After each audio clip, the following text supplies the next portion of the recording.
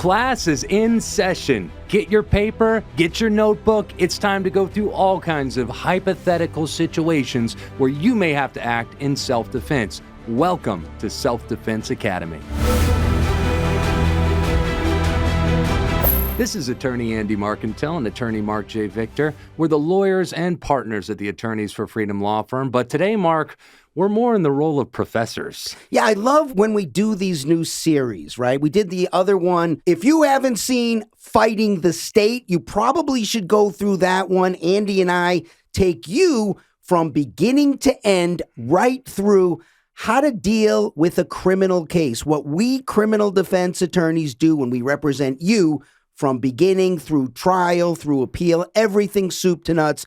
Check out Fighting the State. But today, it's about Self-Defense Academy. Yeah, we analyze videos on our channel all the time. People send us self-defense videos. They're high-profile stories that we like to weigh in on. Obviously, we've handled hundreds and hundreds of actual self-defense cases in the criminal justice system. So we started thinking, why wait for the next video to show up? Why wait for the next high-profile case? We've got stories from the trenches as criminal defense attorneys working on these self-defense cases. And so what we want to do is pose some hypotheticals based on real cases that we've had over the years. And sometimes we combine different elements of different cases to add a little bit of a twist to it. And the idea here is to give scenarios that aren't entirely straightforward, that actually require a little bit of knowledge of the black letter of the law, of self-defense area of the law, but also the practical aspects of defending yourself in the criminal justice system. Yeah, some of these are going to be harder than others. So the idea here is that if you watch enough of these videos, you'll get your brain around the different issues involved in self-defense. So if you ever find yourself in a situation where you're thinking, is now the right time for me to take my firearm out? You'll already have gone through the scenarios. You'll be well acquainted with the issues that a court's going to think about and a prosecutor's going to think about. So hopefully you can avoid that situation. Yeah, a little bit of a disclaimer here. Every jurisdiction is different. There are certain rules that are shared throughout the United States that are pretty much uniform. Different principles we'll talk about, such as imminency, proportionality, just to name a few. But there are certain nuances, and we'll flag a few today, actually, in today's hypothetical, that vary quite differently between states. So it's important to know that in your particular state, always good to look at your particular statutes and consult an attorney in your state if you have individual questions about those. Yeah, the goal here is not to provide legal advice for anybody who might be watching this video. It's not that kind of a series. It's to provide some general ideas on the major concepts that usually apply in most states so people can get used to analyzing how we lawyers analyze self-defense cases. All right, here we go with our first hypothetical, and here it is. We're going to call it the parking lot confrontation. A man walks to his car in a dimly lit, mostly empty parking lot at 10 p.m. as a male stranger of equal size briskly approaches. As the man is in the process of entering his vehicle, the stranger shouts, "Give me your wallet!" as he reaches into his pocket. Believing the stranger is drawing a weapon, the man draws his concealed handgun and immediately shoots, killing the stranger. Well, as it turns out, that stranger was unarmed. It was a cell phone the whole time in his pocket. And now the shooter realizes that. He's charged with second-degree murder and is sued in a civil wrongful death lawsuit. So that's our hypothetical today. Yeah, I think anytime you're thinking about a self-defense situation, you got to understand it's always about the same one word: reasonableness. Reasonableness isn't an element of self-defense. It's the ultimate question. In fact, whatever state you're in, take a look at your self-defense statutes. There'll be one word that sticks out throughout the statutes. It's the word reasonable or reasonableness. That's what it's all about. And sometimes when I teach people about self-defense, what I tell them is, imagine if you're going through a trial and you're asserting self-defense. Think of it like at the end of the trial. Imagine the state presents its case, the defense presents its case, both sides rest. Imagine the judge actually turning to the jury and saying, "Ladies and gentlemen of the jury, look, you've heard all the evidence. You've seen all the witnesses. You heard the experts. You saw everything. You heard everything. You heard all the arguments. Here's all we need to know. What the defendant did, was that reasonable? Because if the answer is yes, the defendant's going to go home. If the answer is no, the defendant's about to have a major change in his or her life. That's really the ultimate question. And so when you think about self-defense, remember, it's all about reasonableness. I've seen different analyses of self-defense law, trying to determine good shoot, bad shoot, legally justified or not. And it's always interesting to me when I see some very smart people out there who I agree with many aspects of their analysis, place reasonableness as one element among many to the question of whether or not this was a good shoot. You don't have to take our word for it. Simply read criminal defense statutes that it's trying to get to the question of reasonableness. And while that reflects what the black letter of the law says, there's a whole nother aspect that we're uniquely qualified to talk about, which is, what do juries care about at the end of the day? Sure, I mean, we could describe the different elements, but at the end of the day, the average juror in the jury box is analyzing the question, did they act reasonably? It's as simple as that. Reasonableness really is the whole ballgame. Yeah. You also have to think about who has the burden of proof and what's the burden of proof, right? So if you're talking about a criminal case, right, in this hypothetical, I noticed there were both, right? The person is being charged with a crime and sued in civil court. So the question of who has the burden of proof and what's the burden of proof are two different questions. And they apply differently in the criminal and in the civil. So as to the criminal case, remember, the state, the prosecutor, the government, the people, whatever state you're in, that's the entity that has the burden of proof. And they have the burden of proof to prove beyond a reasonable doubt that what the defendant did was not reasonable. That's a criminal case. If you're talking about a civil case, right, where the person is now being sued for wrongful death, it's the plaintiff. And so in your scenario, the person who was shot died. So you're talking about a wrongful death case, which generally means the parents, maybe a child or a sibling in some states, the person who's bringing that charge. Well, that's the plaintiff. The plaintiff in a civil case always has the burden, but it's not beyond a reasonable doubt. It's a much lower standard. It's a burden to prove by preponderance of the evidence, which, in law school, they talk about 50% plus a feather. Who do I believe more? Just enough to tip the scales. That's the civil standard, much lower standard than on the criminal side. So the plaintiff in a civil case has to prove by preponderance of the evidence that the defendant acted unreasonably. So a great place to start in this analysis is whether or not there was a duty to retreat imposed upon the defender in this case. Remember how we mentioned at the beginning, there are lots of different wacky rules between the jurisdictions, some more friendly to gun owners and some unfortunately not. So as a gateway question, we need to know if this particular defender is in a duty to retreat state. Yeah, and most states are not duty to retreat states, right? Generally speaking, it's the anti-gun states that say you have a duty to retreat. And so those are the minority of states. But in those states where you have a duty to retreat, there are some nuances that are very important. And then this gives rise to what we call the castle doctrine, right? In every state that says you have a duty to retreat, the castle doctrine applies, which essentially says there's an exception to the duty to retreat. You don't have to retreat if you are in your home. Why?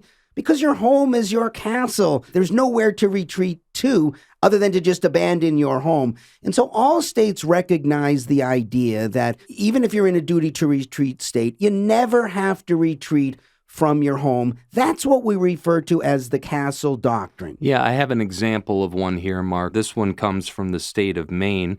They have the duty to retreat enshrined statutorily in their legal code, but there's a subsection, and it's called the dwelling exception. It's MRS section 108, subsection C. It says, however, a person is not justified in using deadly physical force as provided in paragraph A, it's referencing earlier in the statute, if the person knows that the party or a third person can with complete safety retreat from the encounter, except that the person or the third person is not required to retreat if the person or the third person is in the person's dwelling place and was not the initial aggressor. So there's actually another little qualifier on there too, that they can't be the initial aggressor, even if they're in their own place of residence.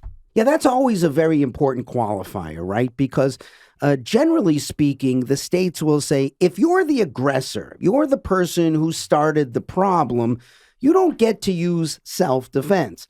But as always, there are exceptions, right? One way is, generally speaking, if the aggressor says, look, I'm no longer being aggressive here. I'm going to withdraw from the confrontation and clearly communicate that to the other side, right? You got to communicate that, hey, I'm done. I know I started the fight, but now I'm done. I'm letting you know I'm trying to go home. If the person who was previously the victim of the aggression now continues to initiate force, okay, now you can regain, even as the person who started the problem, you can regain your right to self-defense.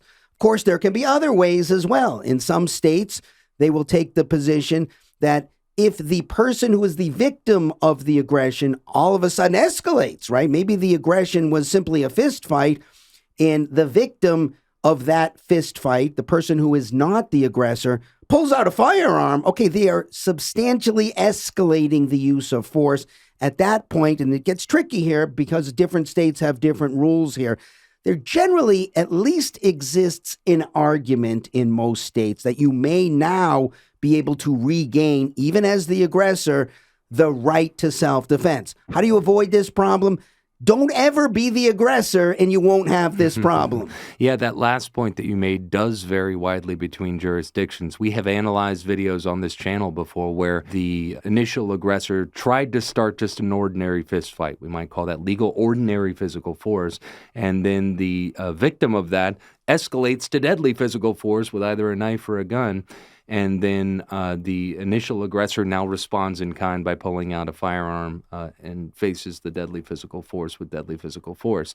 Well, prosecutors have been known to argue that since he started the ordinary physical force, he doesn't get a self-defense jury instruction to a claim of aggravated assault with a deadly weapon if he's charged. So it can really, really backfire. It can really, really screw up your entire case if you're the initial aggressor. So that's wise advice, Mark, not to be the initial aggressor in these types of situations. Yeah, and of course, the most restrictive is the exception to the duty to retreat only applies in your home. So some examples of states that have the most restrictive kind of a statute here are states like Maine, Massachusetts, Maryland, New Jersey, New York, Rhode Island. No surprise here, right? The more anti-gun state you're talking about, the less likely they are to give you additional exceptions to the duty to retreat. Those states are examples of where you do have a duty to retreat, and the only exception to that is if you are in your home. Of course, there's another group of states that also have a duty to retreat and then have an exception, not just the home, but also your business. Yeah, and you got to look very carefully at those statutes because there are different rules specifically with what your duty to retreat is when it regards your business. So let me give an example of one such statute from Hawaii. This is HRS 703-304. If you take a look at Section 5, subsection B-I, the actor is not obliged to retreat from his dwelling or place of work unless he was the initial aggressor or is assailed in his place of work by another person whose place of work the actor knows it to be. Again, this is why you got to look at these carefully. That's a little confusing, right? It's not super clear what that means. Yeah, because a prosecutor is going to argue, well, this doesn't quite fit, and so he still had a duty to retreat even though this occurred at his business. This is why you need to look at your own state statute. And then, of course, there are other states that still have a duty to retreat and then make an exception, not just for your home, not just for your business, but also for your vehicle. Here's one such statute from Wisconsin. This one is entitled Dwelling, Vehicle, and Workplace Exception. So Wisconsin WSA Section 939.48, Section AR. It says, if an actor intentionally used force that was intended or likely to cause death or great bodily harm, the court may not consider whether the actor had an opportunity to flee or retreat before he or she used force, and shall presume that the actor reasonably believed that the force was necessary to prevent imminent death or great bodily harm to himself or herself, if the actor makes such a claim under subsection 1 and either of the following applies. So it gives two scenarios that could apply to trigger that first section. 1, the person against whom the force was used was in the process of unlawfully and forcibly entering the actor's dwelling, motor vehicle, or place of business. The actor was present in the dwelling, motor vehicle, or place of business, and the actor knew or reasonably believed that an unlawful and forcible entry was occurring. 2, the person against whom the force was used was in the actor's dwelling, motor vehicle, or place of business. After unlawfully and forcibly entering it, the actor was present in the dwelling, motor vehicle, or place of business, and the actor knew or reasonably believed that the person had unlawfully and forcibly entered the dwelling, motor vehicle, or place of business. So bottom line is subsection 1, if they are in the process of breaking in to your dwelling, motor vehicle, or place of business, and subsection 2 applies to when they've already made that unlawful entry and now are in your presence. Yeah, so think of that Wisconsin statute in the context of the hypothetical we just talked about, right? Because in the hypothetical you gave, the shooter was actually in the process of entering his vehicle. Well, what does that mean exactly? Is he in the vehicle? Is he in the process of entering the vehicle? If this hypothetical occurs in Wisconsin, you're going to have an argument about whether or not the duty to retreat applies, or there's an exception because the shooter is in the vehicle or not. And that's going to be one of the issues that a jury is going to have to think about if this hypothetical happens in Wisconsin. Of course, then we have the largest category in the country, which is no duty to retreat, right? These are the pro-gun states generally, and that's a completely different analysis. You don't even have to think about the duty to retreat. So give us an example of a statute that has no duty to retreat. Well, how about the no duty to retreat statute right here in our home state of Arizona, which I'm very proud of?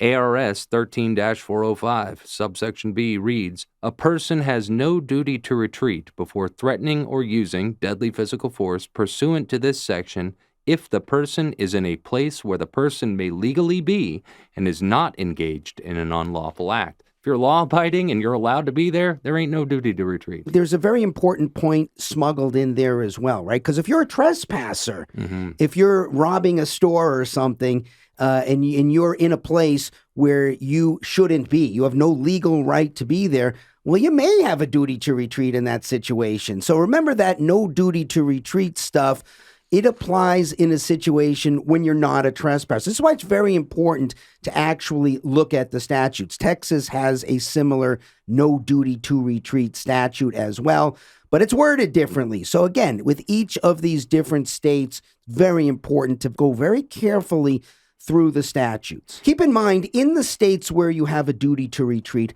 you only have a duty to retreat if you can in complete safety. So if you can't retreat in complete safety, you don't have to worry about the duty to retreat. And you'll see that language in the statutes that talk about a duty to retreat.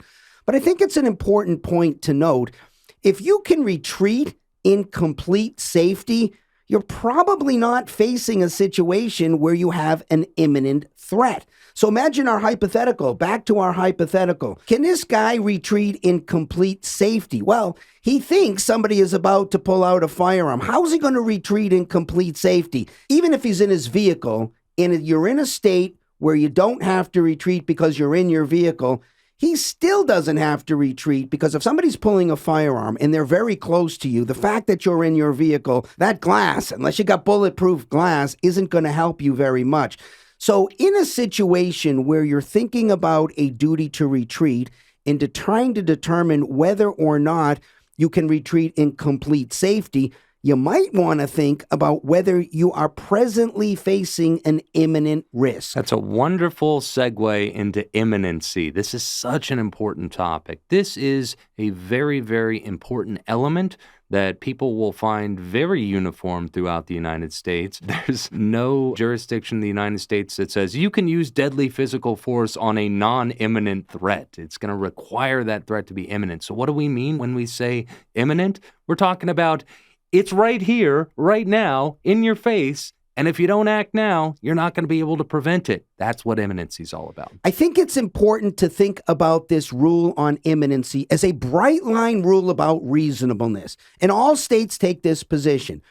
If the threat that you are planning to act against is not an imminent threat, we're telling you right now, it's not reasonable. Mm-hmm. That's how you should think about it. This is sort of an off-the-rack rule in every state that if it isn't imminent, it isn't reasonable. And since reasonable is the thing we're trying to get to, you got to keep that in mind. So when we're talking about imminency in the context of the parking lot confrontation, we need to first start with the question. When this person chose to use their firearm to defend themselves, was their belief that this person that was approaching them posing an imminent risk of deadly physical force?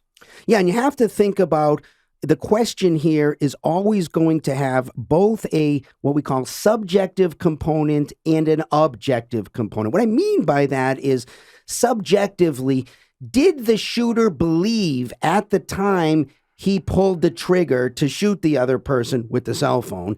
Did he believe that he was facing an imminent threat of death or serious physical injury? Well, I think the answer here is probably yes, right? You could imagine in this hypothetical that the defendant, if he testifies, is going to get up on the stand and say, look, the guy had his hand in the pocket. I thought he was pulling out a firearm and he was about ready to shoot me. He just told me, give me my wallet. And so probably a jury would conclude that subjectively, he's not lying about it. He actually believed he was facing an imminent threat of death or serious physical injury. Remember, that's what we're talking about, because when you use deadly physical force, one of the other rules is it has to be proportional. If it's disproportionate force, that's another off-the-rack kind of rule where we're going to say it isn't reasonable, right? This is why, generally speaking, and there are exceptions, you don't get to bring a firearm to a fist fight. Yeah, so let's talk about that. We've already kind of brought it up in a different hypothetical when we were discussing escalation of force earlier. But think of it like this. There's kind of two different types. There's two different legal types, recognized types of force. Type number one would be ordinary physical force. Think fist fight. Think the type of force that is not likely to lead to death or serious physical injury. Then we have deadly physical force. That's type 2, and that is the type of force that is likely to lead to death or serious physical injury. First thing people might note about this definition, notice that deadly physical force includes not only death, but serious physical injury. That's a really important point that people should realize, is that either one of those results, if they're likely, then it's deadly physical force that you're facing. But as you said, Mark, this is another bright line rule, right? If it turns out, if the jury finds that the amount of force that the defender used was disproportionate to the imminent threat that they were facing, even if you check all the other boxes, even if it was imminent, even if you didn't have a duty to retreat, even if everything else was correct, if you use disproportionate force, bright line rule from the courts, it's unreasonable conduct. Yeah, so subjectively, I think he checks the box there, right? This guy is going to probably convincingly testify that I thought this guy was reaching for a gun. I was facing an imminent threat of death or serious physical injury. And what went into that subjective belief? A lot of different factors. It's dark. He's alone. It's in a parking lot. He approaches him. He demands his property. That right there, he's committing a crime regardless. At least any reasonable person would believe that. And so that accompanied with the demand for your property right now, accompanied with the reach into the pocket, would create a reasonable subjective belief that he's going for some sort of a weapon. Yeah, then the objective standard, the objective part of the reasonableness analysis, which is we pretend, right, that there's this normal, average, reasonable, prudent person. What would such a person believe if that person was confronted with the same facts? I think probably the same type of thing. And so in a cold, sort of calculated black letter law analysis about reasonableness, it's subjectively and objectively reasonable to conclude that the shooter here believed that he was facing an imminent threat of death or serious physical injury. So he gets to deploy deadly physical force. But this is where we got to bring our courtroom experience in, right? Because there's a big category here that includes both threatening deadly physical force and using deadly physical force. I think the question is going to be in the jurors' minds. Could he have just taken that firearm and maybe taken it out and pointed it without immediately firing it? Maybe you should have to wait until you actually see the firearm. Okay, the defense attorney is going to argue, look, he's facing an imminent threat of deadly physical force. He can either threaten or use deadly physical force. And that's how the law is written. Jury isn't going to like that. Yeah, there's all kinds of points his defense attorney can try to make here and should try to make when facing that type of an argument from the state, that he should have just pulled it out but not quite fired it yet. For example, you could get a use of force expert to testify to the jury how fast these things can turn around. If that guy had gone for a gun with the intent to kill the defender here, his life could be over in a matter of mere seconds. You want to help the jury understand what imminency means, how fast and how in his face the threat was when somebody is threatening your life in this type of a situation. Yeah, and the prosecutor's going to make the point that, shooter automatically assumed he's reaching for a firearm. What if it was a knife? Okay, that's a slightly different analysis. A knife is certainly capable of death or serious physical injury, but that's a slightly different analysis, right? With a firearm, that round travels pretty fast. And so the distance in terms of how far, let's just say, the victim or the bad guy is away, that's less important. With a knife, it's a different analysis. And so we're probably talking about the 21-foot rule.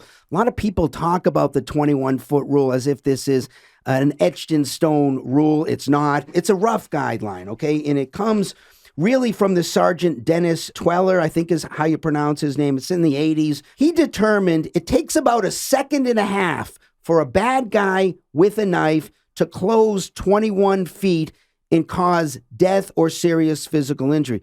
Okay, but that's an average person. And of course, he calculates it's about a second and a half to draw your firearm and defend yourself. That's where the 21-foot rule comes from. But it's not a hard and fast rule. This isn't something that's in the statute, and there can be many different factors. The way the court's going to look at it is what we call the totality of the circumstances. So the prosecutor's going to say, look, if this guy was in excess of 21 feet, they're going to probably put an expert on the stand and say, if this guy had drawn a knife, then it wasn't an imminent situation. He didn't have to pull the trigger. He could have just held the firearm and trained it on this person until he saw whether it was a gun or a knife. And that can definitely cause you problems with your people on the jury. So you got to remember, there's black letter law, and then there's how the people on the jury are going to consider what you did. Yeah, let's talk about another thing that his criminal defense could argue too, and this is a good segue to talking about the reasonable mistake of fact doctrine. And this is going to be another one of those principles that you're going to see codified in your statutory law in your jurisdiction throughout the United States. It's there in every single jurisdiction. And what this says is that if you were mistaken about an important element of a self-defense statute or any justification statute, you can sub in that mistaken belief for the mental requirement. That's a mouthful, so let's unpack that. Basically, if you had a reasonable mistake of fact that this guy was going for a gun, well, it doesn't matter that you were wrong, as long as it was a reasonable belief. So, for example, let's say in this scenario, the defender sees an object come out of his pocket, and it's a black object, and it resembles a firearm, and it's dimly lit, and there's a little bit of sheen that comes off of it in the street lamp, and it looks like a firearm to him, and any reasonable person similarly situated would believe that as well. It doesn't matter that it was a cell phone at the end of the day. You can substitute in that reasonable belief into the justification of self-defense. All right, so where do we come down here? On the question of did the shooter draw his firearm prematurely, what do you think, Andy? I think no, the shooter did not draw his firearm prematurely. I think it was an appropriate time to draw the weapon, given the reasonable belief that he had in the context, the totality of the circumstances analysis. I think very defensible choice to draw his firearm at that point. Yeah, I agree with you here. I think you got enough facts that it's late at night, it's in a dimly lit, it's parking lot, there's hardly any cars there. And the guy's demanding the wallet, right? If he's saying, hey, something else, right? Hey, can I use your phone or something like that? I think we're in a different situation. But he's demanding the wallet. I think you got enough here that a reasonable jury, and again, that's a big assumption as well. You may not get a reasonable jury, but if you do get a reasonable jury, and that's another jury selection is something we covered in the Fighting the State series, so people may want to look at that. But if you get a reasonable jury, I think a reasonable jury comes out and says, yeah, this guy drew his firearm under the circumstances and acted in a reasonable way. What about the discharge of the firearm? I'm not so sure about this, Mark, and this really depends on how the evidence comes out at trial. I think you pointed out earlier a couple points that the jury might not be too happy about, that it seemed maybe that the defender here was a little overeager to discharge the firearm without getting more information. Of course, if the defender chooses to take the stand and testifies to certain things that the defender saw that would make the jury believe that he had a reasonable belief of imminent deadly physical force, they may side with him. So this one's not so clear to me. Yeah, this is where good lawyering comes in, right? Because a good lawyer is going to essentially say, look, if we're in the box where you can threaten deadly physical force, if you've already concluded it's okay for him to take the firearm out, he can discharge the firearm. It's the same category.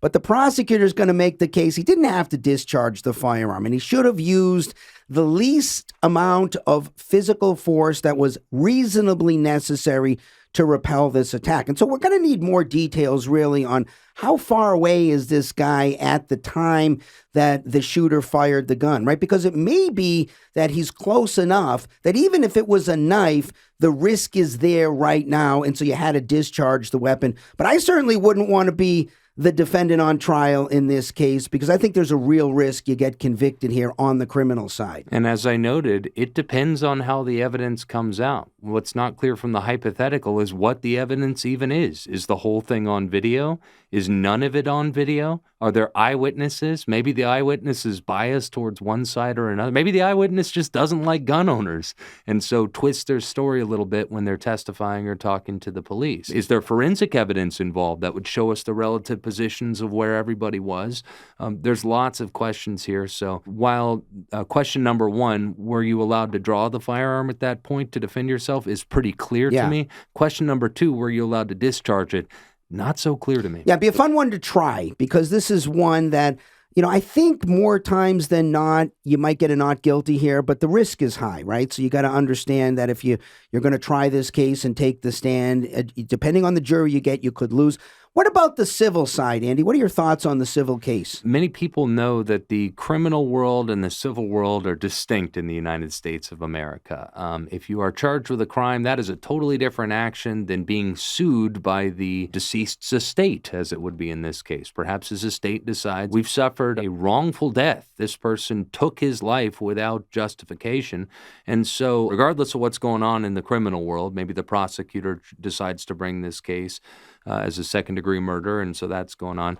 But the family may hire a plaintiff's attorney and bring a wrongful death lawsuit against the defender here, and it's a much different standard, as you brought up earlier. It's not beyond a reasonable doubt. The supposedly very stringent standards of a criminal prosecution, it's a much lower standard called the preponderance of the evidence. So there's going to be some arguments that plaintiff's attorney is going to have. Once again, it depends on how the evidence comes out. Yeah, in many states, if you have a successful invocation of self-defense, right? You get a not guilty in the criminal case at trial, you've already won the civil case, right? Because there are statutes out there, we could go through them in different states, that essentially say if you acted in a justified act of self-defense, then you are immune from the civil lawsuit. I like that rule a lot, but it's certainly possible in other states that you are acquitted on the criminal side.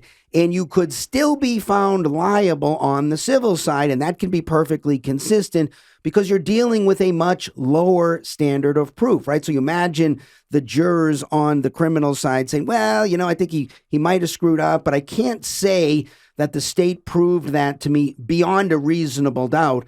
But on the civil case, you could imagine a juror saying, yeah, I'm convinced that it's more likely than not that the defendant did the wrong thing. And so if there's not that statute that says in a justified act of self-defense, you're protected against civil liability, if you're in one of those states, you could still win on the criminal side and then lose on the civil side. And let me just give one example from Pennsylvania's statute, one of these statutes that bans civil liability if the person is acquitted or found to have acted in valid self-defense in the criminal context. 42 PA-CSA Section 8340.2, subsection A, general rule. An actor who uses force in self-protection as provided by, and then it gives their self-defense statute, is justified in using such force and shall be immune from civil liability for personal injuries sustained by a perpetrator which were caused by the acts or omissions of the actor as a result of the use of force. So pretty clearly right there, if it is determined you acted in valid self-defense,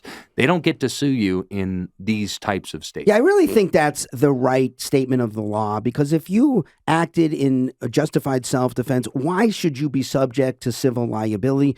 But not all states have this. Now, regardless of whether this was a good shoot or a bad shoot, if this hypothetical defender in the parking lot who took a life here in this situation, whether or not it comes down that ultimately it was valid or it wasn't legally valid, whether or not he's found criminally liable, civilly liable, doesn't matter for our analysis in AOR. In the Attorneys on Retainer program, this guy, all he has to tell us is that he attempted in good faith to act in self-defense, and we're going to defend him. We're going to bring every defense possible to convince that jury that this was justified self-defense in both the criminal and civil context. Yeah, I think a lot of people in the AOR program know by now we do not have a criminal acts exclusion in our program. And so 100% chance if this guy's an AOR member and this happened after he signed up, we're definitely going to get involved. This would be a fun one to try. We're going to defend him in both the criminal side and on the civil side. And if he's in the current program, he's also going to have some money to settle that civil liability case as well. So he's in good shape if he's an AOR client. If he's not an AOR client, I hope he's got hundreds of thousands of dollars squirreled away in the bank, because he's going to certainly need that to defend himself. Yeah, most of these scenarios, and just in general of the hundreds of cases that we've handled in self-defense contexts, they usually come down as an it depends kind of answer. It depends how the evidence comes out. It depends what the jury says. It depends on the court's pretrial rulings to our motions in limine and evidentiary motions and things like that. There's so many factors that go into an analysis of how it's going to shake out in the end, which makes these cases so fun for us to handle. That'll be the answer a lot of times on this series is it depends, and we'll try to kind of flag out the differences between jurisdictional rules and the differences between maybe if the court rules in your favor on an evidentiary motion, or perhaps we can break it down to individual state statutes. So we'll do our best on this series to give nuanced answers on these to help people in all jurisdictions to kind of understand and wrap their brains around these concepts. Yeah, obviously we're going to bring hypotheticals that could be argued both sides, right? It doesn't make sense to talk about one that's a slam dunk either way, a clearly good shoot, a clearly bad shoot. Those are boring. That's not what we're doing here. But I think it's important to understand these properly for people to understand what happens in a criminal case. That's why, as I said at the beginning, I think people should go back and watch the Fighting the State series so they know what you're talking about when you say pretrial rulings and what we're talking about in terms of picking juries and how a criminal case proceeds through the system. And at the end of the day, that's why we caution people, right? Even if you are in a state that does not have a duty to retreat, if you can retreat and avoid the problem, it's really smart to do that in the first place. That's why we're very conservative in terms of saying this is a good time to discharge your firearm or something like that. If somebody's going to be dead, if you're going to be dead, somebody you love is going to be dead, okay, you got to act. And if you get prosecuted, you get prosecuted. But if it's something less than that, you really need to give it some thought, because being prosecuted is a big deal. All right, sounds good, Mark. And thank you guys very much for attending your first class at the Self-Defense Academy. We're really looking forward to making lots more entries in this series and taking our experience as criminal defense trial attorneys and giving you some real-world examples so you can really kind of put your brains to the test around these concepts of self-defense. We're going to have some tough ones, too. We're not going to just take it easy on you guys. This is the 101 course, but we're going to have some tough brain teasers for you where we're going to put against each other several different concepts that may seem counterintuitive. So we'll definitely be testing your knowledge of self-defense. And of course, this type of education is the type of thing that every responsible gun owner should do. Yes, you need to be prepared skill-wise and tactically and everything. You need to have knowledge, basic knowledge of how to operate your firearm. But knowing how the law works is so important to making sure that you don't end up getting prosecuted and imprisoned if, heaven forbid, you actually have to defend yourself. Yeah, the fight on the street is one thing. The fight in the courtroom is another, and that's what we're trying to educate people on. So this is going to be a fun series. All right, everybody, go and check out attorneysonretainer.us to learn all about our self-defense program and what it can do for you. Also, check out attorneysforfreedom.com to learn all about our law firm and how we defend people in the criminal justice system. Until next time, this has been Professors and Lawyers Andy Marcantel and Marc J. Victor signing out. Peace.